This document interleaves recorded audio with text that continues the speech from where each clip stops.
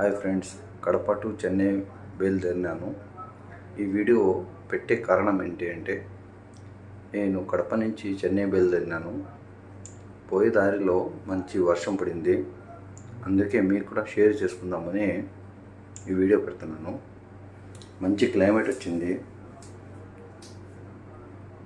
ఈ వీడియోలో చూడండి, నేను వీడియో తీస్తుండగా ఒక ట్రైన్ పోయింది.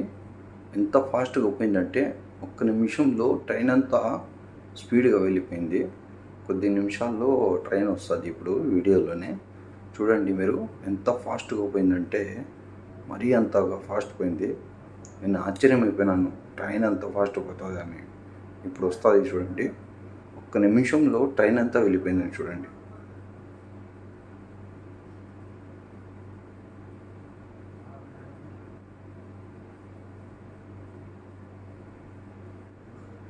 చూసారా ఎంత ఫాస్ట్గా పోయింది. అదే ఎప్పుడు ట్రైన్లో ఎక్కినప్పుడు డోర్ కాడ ఎవరు నిలబడకూడదు. ఎందుకంటే నేను డోరు చాలా దూరం నుంచి వీడియో తీసినాను. ఎప్పుడు ప్రమాదమే ఇలాంటి వీడియోలు తీయాలంటే డోర్ కాడ నిలబడి, అసలు డోర్ కాడ నిలబడకూడదు.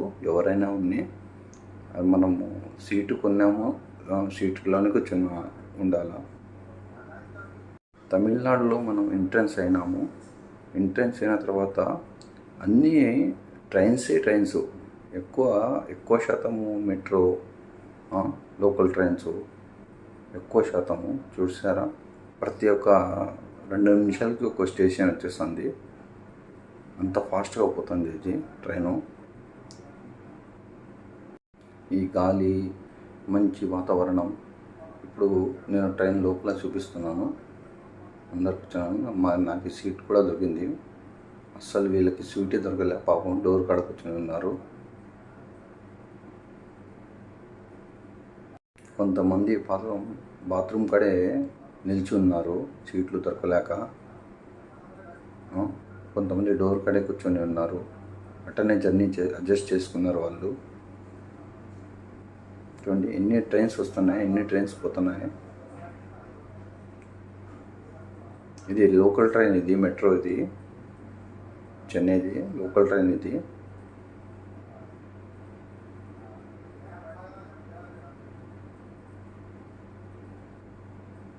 ఆల్రెడీ మనం చెన్నైలో ఎంటర్ అయిపోయినాము. కొద్ది నిమిషాల్లో ఒక స్టేషన్ వస్తుంది అని అనౌన్స్ చేసింది. చూడండి ఎంత ఫాస్ట్గా, చూడండి వచ్చేసింది స్టేషను.